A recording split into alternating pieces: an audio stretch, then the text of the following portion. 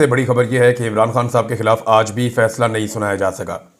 गुज़िश्ता महीने इमरान खान साहब के खिलाफ अल-कादर यूनिवर्सिटी के केस का फैसला महफूज किया गया था। अब तकरीबन 1 महीना होने वाला है और अभी तक इमरान खान साहब के साथ उनके बारे में ये फैसला सुनाया नहीं जा सका। 3 मरतबा अदालतों ने तारीख दी है, यानी अदालत ने कहा जी कि हम सुनाएंगे 23 तारीख को, फिर कहे 6 तारीख को, फिर उसके बाद 13 तारीख दी और अब 17 तारीख दे दी है। आज अदालत में क्या हुआ ये मैं आपको बाद में बताता हूँ, लेकिन इमरान खान साहब के बारे में ये फ़ैसला पहले ही सुना दिया गया था और ये जज ने नहीं सुनाया था, बल्कि कुछ ऐसे सियासतदानों ने और ऐसे सहाफ़ियों ने सुनाया जो एस्टेब्लिशमेंट के बहुत करीब हैं या जो एस्टेब्लिशमेंट के कबीले से ताल्लुक़ रखते हैं, जैसे कि फैसल वाडा हो गए, जैसे कि वज़ीर इत्तलात हो गया, जैसा कि ख्वाजा आसिफ हो गए, और कुछ ऐसे सहाफ़ी भी हैं जिन्होंने ये फ़ैसला पहले से सुनाया। बल्कि ये भी बता दिया था कि इमरान खान साहब को कह रहा था 10 साल सज़ा होगी, कोई कह रहा था कि 14 साल सज़ा होगी। तो कल से ही फैसला सुना रहे थे लोग, बल्कि कल से भी एक दिन पहले से सुना रहे थे, और ये भी वो पहले बता देते थे कि जज साहब मज़ीद एक डेट डालेंगे। देखिए, इसको ज़रा आप समझें कि जब जज साहब ने फैसला सुनाना था 23 को, तो अदालत के अमले से पहले या जज साहब से पहले ये कुछ लोगों को पता था जो एस्टेब्लिशमेंट के करीब है, और उन्होंने ये खबर पहले दे दी थी एस्टेब्लिशमेंट के ज़राए ने कि जज फैसला नहीं सुनाएगा। फिर जब जज ने दोबारा 6 तारीख को फैसला सुनाना था, तो जज से पहले एस्टेब्लिशमेंट के ज़राए को पता था कि जज फैसला नहीं सुनाएगा। फिर जब जज ने 13 तारीख को फैसला सुनाना था, तो इस मरतबा जो है वो सारे ज़राए गलत साबित हो गए, और फिर एस्टेब्लिशमेंट ने शायद अपने ज़राए को भी नहीं बताया, और ज़राए बेचारे बड़े शर्मिंदा हैं और आज उन्हें बहुत तकलीफ़ हो रही है। उन्हें लग रहा है कि उनके साथ ज़्यादती हुई है और जुल्म हुआ है। तो उन सारों को चाहिए कि जैसे कि शहबाज शरीफ ने फरमाया कि ऊ करके एहतजाज करें, तो जितने भी ज़राए हैं एस्टेब्लिशमेंट के, उन सबको ज़ोरदार तरीके से ऊ करना चाहिए, और जो उनको एक व्हाट्सएप ग्रुप मिला हुआ है उसके अंदर भी वो ऊ करें और वो बताएं जनाब कि आपकी खबर गलत साबित हुई और हमें बड़ी तकलीफ हो रही है। क्योंकि इमरान खान साहब के बुग्स के अंदर इन लोगों ने मिर्च और मसाले लगा लगा कर ये खबर सुनाई थी कि आज जज फैसला सुनाएगा और ये फैसला सुनाएगा। अदालत में क्या हुआ पहले वो आप देख लीजिए, जो इन्फॉर्मेशन मैंने गैदर की है। देखिए, मैंने जो पिछला वीलॉग आपको किया उसमें भी मैंने टाइम आपको बताया कि 11 बजे के करीब को ये फैसला सुनाया जाएगा, यानी जब मैं ये वीलॉग कर रहा हूँ तो इसके चंद घंटे के बाद सुनाया जाएगा। तो ये खबर तो सबके पास थी कि फैसला 11 बजे के करीब आएगा। तो जब एक केस का फैसला 11 बजे आएगा तो लोग 10:30 बजे पहुंचना शुरू करेंगे। कोई 10 बजे पहुंचेगा, कोई 10:30 बजे पहुंचेगा, कोई 11:15 बजे पहुंचेगा। और इस तरह के जो फैसले होते हैं वो नॉर्मली हमने देखा है कि आधा घंटा 1 घंटा लेट भी हो जाते हैं। हमने सुप्रीम कोर्ट ऑफ पाकिस्तान, जिसका वक्त सबसे ज़्यादा कीमती होता है, वहाँ पर भी फैसले 1-1, 2-2 घंटे लेट होते हुए देखे हैं। मैं अपने अदालत के अंदर कोई 30 के करीब मुकदमा लड़ चुका हूँ गुज़िश्ता 3 साल में, तो मेरे अपने मुकदमात में भी बड़ा ताख़ीर होती रही है, बड़ा लेट फैसला आता रहा है। बल्कि एक तो फैसला मेरा ऐसा था कि जज साहब रख के बैठ गए थे महफूज करके, वो फैसला आ ही नहीं रहा था जब तक कि मुझे दूसरे केस में गिरफ्तार नहीं कर लिया गया। तो ये होता है, अदालत के अंदर ताख़ीर हो जाती है। लेकिन यहाँ पे जज साहब पहुंचे सुबह 8:30 बजे, कुछ लोग कहते हैं 8 बजे पहुंचे, लेकिन जज साहब के बकौल वो सुबह 8:30 बजे पहुंचे। अगर फैसला 11 बजे था तो वो इतनी सुबह क्या लेने आए। दूसरा, इस बुनियाद के ऊपर जज साहब उठ के चले गए 11 बजे से पहले ही, यानी फैसला सुनाने के वक्त से पहले जज ये फैसला सुनाकर चले गए कि ये फैसला मैं नहीं सुना रहा, मैं फिर एक और डेट दे रहा हूं, अगली डेट पे मैं ये फैसला सुनाऊंगा। तो अदालत का तो जनाब मजाक बन गया ना। अब पहली मरतबा तारीख में ये हो रहा है कि जो फैसला सुनाने वाले हैं वो आगे आगे भाग रहे हैं, और जिसके खिलाफ फैसला आ रहा है वो पीछे पीछे भाग रहा है, और वो ये कह रहा है सुनाओ फैसला मेरे खिलाफ। इससे पहले भी तुमने सुनाए हैं, कालक अपने मुंह पे मली है और कालक अपने मुंह पे मलो, सुनाओ फैसला मेरे खिलाफ। इमरान खान की बहनों ने जैसे चैलेंज किया, मैं आपको भी पढ़ के सुना देता हूं। लेकिन जज साहब सुबह सुबह पहुंचे, और पहुंचने के बाद जनाब उन्होंने बकौल उनके इमरान खान साहब को बुलाया। इमरान खान साहब नहीं आए, हालांकि 11 बजे फैसले का टाइम था, तो उन्हें 11 साढ़े 11 बजे तक इंतजार करना चाहिए था। अगर इमरान खान साहब मुकर्ररा वक्त पर ना आते जो बताया गया था तो सिचुएशन कुछ और होती है। और वैसे भी इमरान खान की गैर मौजूदगी में फैसला सुनाने से क्या प्रॉब्लम है, फैसला गैर मौजूदगी में सुनाया जा सकता है। मैंने कई लोगों से पूछा, उन्होंने कहा जी बिल्कुल कोई मसला नहीं है, इमरान खान साहब जेल के अंदर कैद है, बंद है, उनके खिलाफ फैसला सुनाना कौन सा प्रॉब्लम है, सुनाया जा सकता था। क्योंकि बुशरा बीबी भी पेश नहीं हुई। अब बुशरा बीबी भी 10:30 बजे का जहन में रख के निकली कि मैं 11 बजे तक पहुंच जाऊंगी और जाके मैं भी फैसला सुन लूंगी। अब हसनैन, हमारे एक जर्नलिस्ट हैं बड़े अच्छे, नया पाकिस्तान वाले, उन्होंने जो रिपोर्ट किया, उन्होंने कहा जी बुशरा बीबी तो अपना कपड़े लत्ते लेकर आई थी, बर्तन और सामान लेकर आई थी कि मुझे आज फैसला आ जाएगा और मेरे खिलाफ फैसला आना है अल-कादर यूनिवर्सिटी केस का, तो मैंने तो इमरान खान के साथ जेल में बंद हो जाना है। लिहाजा वो अपना साजो सामान लेकर पहुंची थी कि मुझे जेल में बंद कर दिया जाएगा। लेकिन जब वो पहुंची तो उन्हें पता है कि जज ही निकल लिए, जज चले गए, तो फिर वो बाहर से ही वापस चली गई। तो पाकिस्तान तहरीक इंसाफ के जो वहाँ पे लीडर्स थे वो भी, और इमरान खान साहब की जो फैमिली है वो भी, और जो वकला है वो सारे हमें हक्का बक्का नजर आए, परेशान नजर आए कि ये हुआ क्या है। यानी पहली मरतबा हो रहा है और ये तारीख का हिस्सा बन गया है कि इमरान खान की बहनें चैलेंज कर रही है कि हिम्मत है तो फैसला सुनाओ, इमरान खान के खिलाफ फैसला सुनाओ।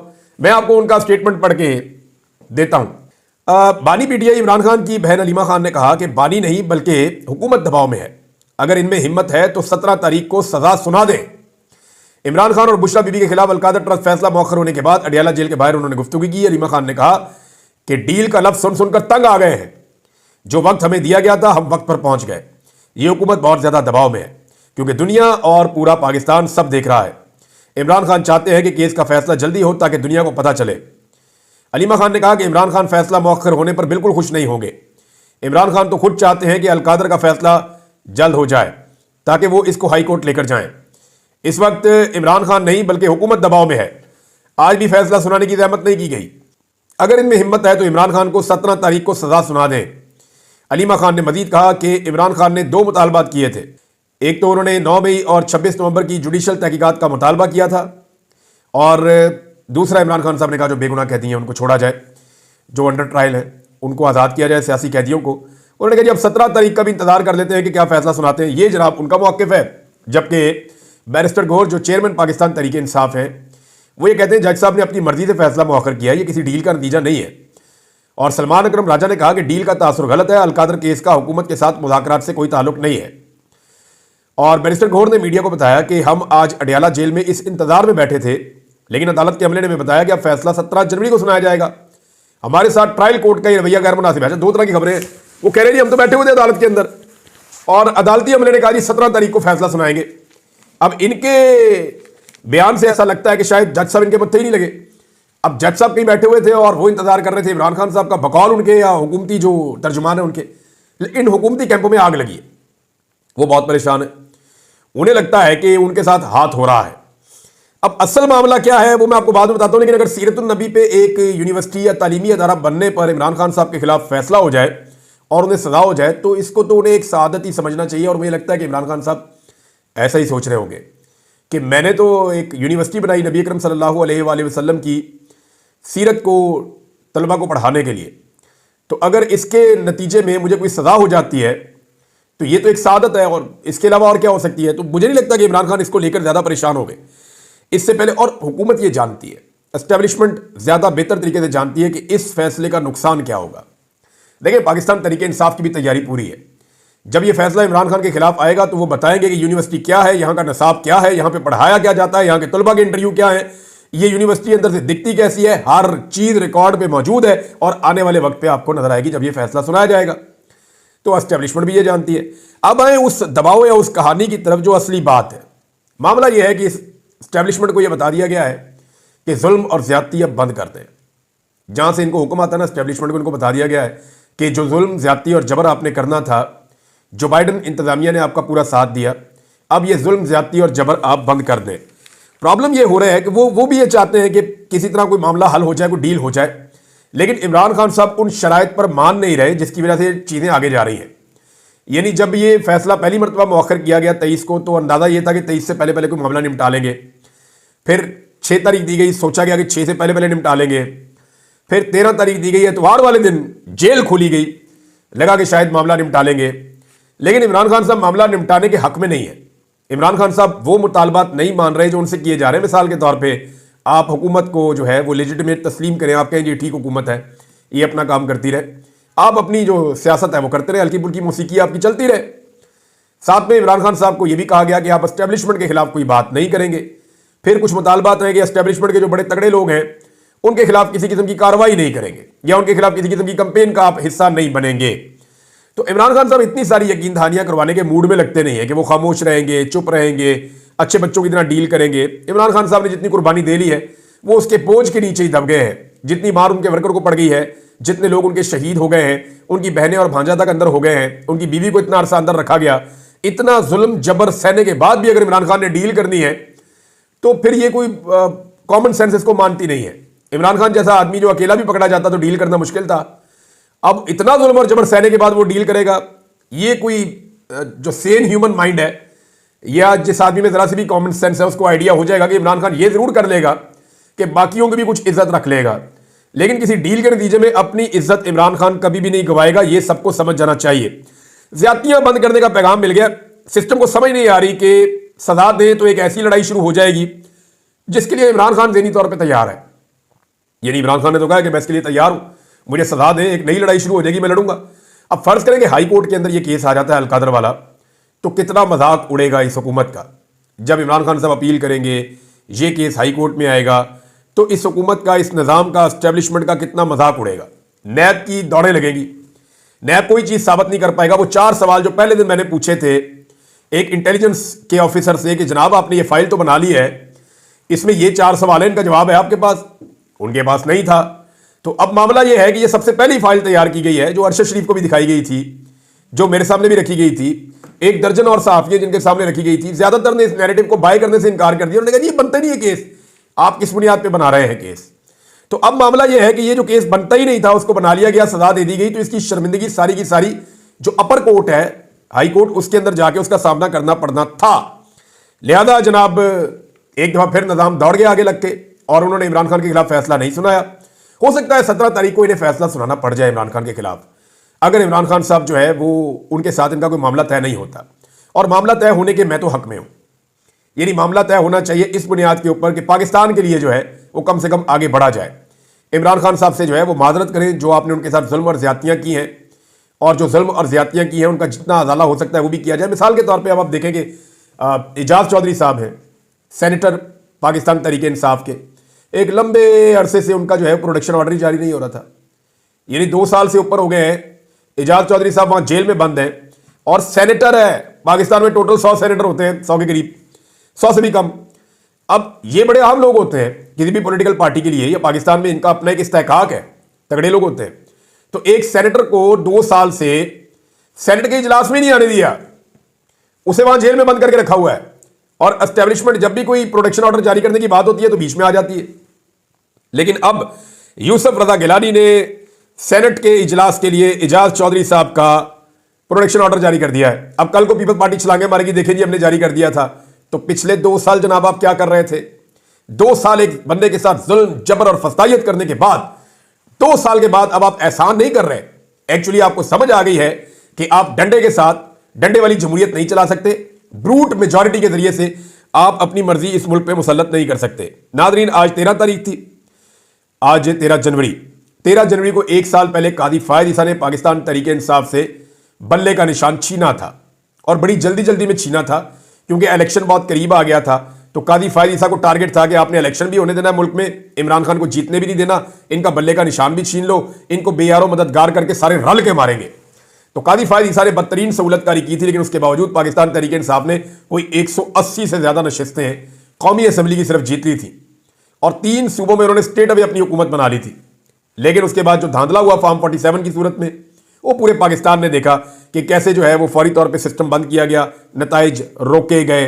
फिर जो बड़े बड़े सियासतदान उनको बुलाया गया मखसूस जगह पे, उनको बिठाया गया। चीफ इलेक्शन कमिश्नर जो है वो बीच में से गायब हो जाता है, निकल जाता है, फिर वो वापस आता है तो नए तरीके के नताइज आना शुरू होते हैं चंद घंटों के बाद, और फिर फॉर्म 47 जाली जारी होना शुरू हो जाते हैं। उन जाली फॉर्म 47 के नतीजे में पूरे के पूरे नताइज बदल जाते हैं, और 17-18 सीटों वाला जो है प्राइम मिनिस्टर ऑफ पाकिस्तान बना दिया जाता है इस मुल्क का। ये उस मुल्क की बदकिस्मती है। तो 13 जनवरी को कादी फायद ईसा साहब ने वो स्या फैसला किया था, जिसके बाद जुल्म, जबर, फसादियत का एक जबर एक्शन हुआ इस मुल्क में। इलेक्शन नहीं हुआ, जबर एक्शन हुआ इस मुल्क में। और पाकिस्तान की एस्टेब्लिशमेंट और पाकिस्तान की मौजूदा सियासी जमातें जो PDM की हैं, इन्होंने उसके अंदर एक भरपूर गंदा किरदार अदा किया। पाकिस्तान की अदलिया का किरदार भी एक बड़ा अजीब किरदार है। ब्यूरोक्रेट्स का खासतौर पर आरओज ने बड़ा गंद मारा। लेकिन ये सारे लोग मुजरिम है इस कौम के, और ये लोग, इनको याद रखेगी ये कौम, आने वाली नस्लें भी इनको याद रखेंगी कि इन्होंने पाकिस्तान के कई साल ना सिर्फ जाया किए बल्कि पाकिस्तान की तारीख का बदतरीन और मुतनाज़ तरीन इलेक्शन करवाया। आज वो कायदी फायद ईसा जो चौड़ा होकर अपनी अदालत में बैठ के कहता था कि अगर आप किचन की गर्मी बर्दाश्त नहीं कर सकते तो निकल जाएं, आज जरा सी गर्मी है तो कादी फायद ईसा किसी को दिखाई भी नहीं दे रहा। वो कादी फायद ईसा आज पूरे पाकिस्तान में या पूरी दुनिया के अंदर कहीं पे मुंह दिखाने के लायक नहीं है, जो 1 साल पहले तक जो है वो बहुत चौड़ा होके, बड़ा जनाब अकड़ के सुप्रीम कोर्ट ऑफ पाकिस्तान में बैठ के अपनी मर्जी के फैसले सुनाया करता था। जिस दिन वो रिटायर हुआ उसके अगले दिन से लेकर अब तक पाकिस्तानियों ने उसको उसकी औकात दिखा दी है। तो कादी फायद ईसा की सूरत आपके सामने। नाज़रीन, हुकूमत ने फौरी तौर पर मुज़ाकरात के अगले राउंड की जो है वो डेट जारी कर दी है। जैसे ये फैसला आया कि फैसला नहीं आ रहा, साथ ही हुकूमत एक्टिव हो गई और हुकूमत और पीटीआई के दरमियान मुज़ाकरात में पेशरफ। तीसरा इजलास 15 जनवरी को तलब कर लिया गया है, यानी 2 दिन बाद परसों ये इजलास है 15 जनवरी को। और पाकिस्तान तहरीक इंसाफ की जो एक अपोजिशन की कमेटी है वो बैठेगी, दूसरी जानिब हुकूमत की कमेटी है वो बैठेगी और इनके बीच में अब चीजें तय होंगी। यहां पे पाकिस्तान तहरीक इंसाफ ने एक मरतबा फिर कह दिया है, ये नहीं अगर कोई डील होती तो इमरान खान साहब अपने मुतालबात में लचक दिखाते। इमरान खान साहब ने तो मुतालबात में लचक दिखाई नहीं। यानी अगर कोई डील करना चाह रहा है तो कोई तो मुतालबा इमरान खान का होगा जिसमें लचक मांग रहे होंगे। भाई इमरान खान ने तो 2 मुतालबात किए थे, लचक तो है ही नहीं। वो कहते हैं मेरे बेगुनाह लोगों को छोड़ो, वो लोग जो सियासी कैदी हैं उनको रिहा किया जाए। दूसरा, इमरान खान साहब कहते हैं जी 26 नवंबर और 9 मई के ऊपर जुडिशियल कमीशन बनाया जाए। अपने मुतालबात से तो वो पीछे हटे नहीं है और वो ये कहते हैं कि तीसरी जो हमारी मीटिंग होगी, ये पाकिस्तान तहरीक इंसाफ के लोगों ने बाहर आके क्लियरली बताया कि जो तीसरी मीटिंग होगी, इस तीसरी मीटिंग के बाद चौथी मीटिंग उस सूरत में होगी जब जुडिशियल कमीशन बनाए जाएंगे, वरना फिर हम मुज़ाकरात से पीछे हट जाएंगे। ये उन्होंने बहुत क्लियरली कह दिया है। अब नाज़रीन, मुल्क चल नहीं रहा है इमरान खान के बगैर, बाहर से दबाव आ रहा है, चीज़ें कंट्रोल में नहीं आ रही और इन सारी चीज़ों को अगर आप इकट्ठा करके देखें तो पाकिस्तान ने हासिल क्या किया इस रजीम चेंज ऑपरेशन के बाद। यानी मिलिट्री एस्टेब्लिशमेंट ने पूरी सपोर्ट की, आर्मी चीफ ने खुद भी सपोर्ट की, लेकिन SIFC की कारकर्दगी के ऊपर ये सईद अहमद साहब का जो आर्टिकल है, इसके अंदर एक रिपोर्ट है, इकोनॉमिस्ट है, वो ये कहते हैं कि एस्टेब्लिशमेंट SIFC के तहत माशी निज़ाम का फ़ाल चार्ज ले चुकी है। SIFC की कोशिशों के बावजूद माली साल 2024 में इन्वेस्टमेंट रिकॉर्ड कम होकर GDP का 13% रही है, जो 15% की तवील मुद्दती औसत से भी कम है। यानी पाकिस्तान की बड़े लंबे अरसे से कभी GDP का इतना कम परसेंट के ऊपर इन्वेस्टमेंट नहीं आया जो अब आया है। हालांकि इस वक्त पाकिस्तान की एस्टेब्लिशमेंट SIFC के ऊपर पूरा जोर लगा रही है। अब वो बता रहे हैं कि पाकिस्तान तहरीक इंसाफ के दौर से भी बहुत कम है और ये उन्होंने आर्टिकल इसके बारे में लिखा हुआ है। इसमें अच्छी और बुरी चीज़ें शामिल हैं, लेकिन ये चीज़ मैंने हाईलाइट की, आपके सामने रखी। किस्मत खान साहब ने इसको ट्वीट भी किया हुआ है, वहां पर भी जाके आप पढ़ सकते हैं। तो मामला जनाब बड़ा क्लियर है कि मुल्क संभल नहीं रहा, इकॉनमी ठीक नहीं हो रही, महंगाई के हाथों लोग परेशान हैं और लोग कोई नैरेटिव बाई नहीं कर रहे। पाकिस्तानी खड़े हुए सारे के सारे इमरान खान के साथ और एस्टेब्लिशमेंट की जमातें और एस्टेब्लिशमेंट एक साइड पे खड़े हुए बिल्कुल तन्हाई का शिकार है। अच्छा, पहले इनको आलमी सपोर्ट थी तो जरा इनको थोड़ी तन्हाई इनकी कम रहती थी, ये दौरों शोरों पे निकल जाते थे, बाहर इनकी वाहवागारी हो जाती थी। तो एस्टेब्लिशमेंट की जमातें और आलमी कुव्वतें ये सारे मिलकर पहले एक तरफ खड़े थे, अवाम और इमरान खान बेचारे एक तरफ खड़े थे। अब हुआ यह है कि आलमी दबाव भी शिफ्ट होना शुरू हो गया जो बाइडन के इलेक्शन हारने के बाद से। अब जो बाइडन का हाथ इनके ऊपर से उठा तो इंटरनेशनली भी वो प्रेशर हट गया।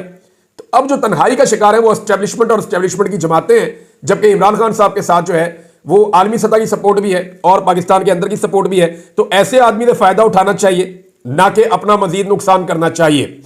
एक और खबर है नाजरीन, और ये भी इंपॉर्टेंट खबर है, और ये आई है जनाब बरतानिया से। फैजान शेख साहब ने जनाब इसको रिपोर्ट किया है। वो ये कहते हैं कि इमरान खान के साथ होने वाली नाइंसाफियों और पाकिस्तान में जारी बुनियादी इंसानी हकूक की खिलाफवर्जियों के खिलाफ बरतानवी नायब वजीर आजम एंजेला रेनर को संगीन मामला से आगाह कर दिया गया है और आने वाले पार्लियामेंट्री ब्रीफिंग के लिए मदऊ भी कर दिया गया है और ये इम्कान है कि वो उस ब्रीफिंग के मौका पर मौजूद रहेंगी।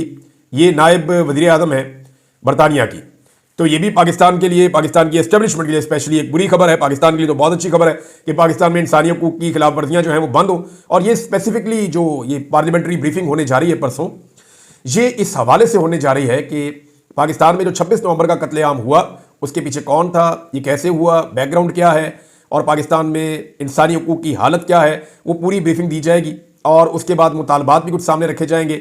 और जो स्पेशली एक मुतालबा है वो ये है कि जो लोग इस सारे जुल्म और ज्यादती में मुलव्विस हैं उन लोगों के ऊपर, पाकिस्तान पे नहीं, उन लोगों के ऊपर पाबंदियां लगाई जाए, उनके वीज़े कैंसिल किए जाए, उनके ऊपर ट्रैवल पे पाबंदी लगाई जाए, उनके असासे मुंजमद किए जाएं। अब तक इतना ही, अपना ख्याल रखिएगा, अपने चैनल का भी। अल्लाह हाफ़िज़।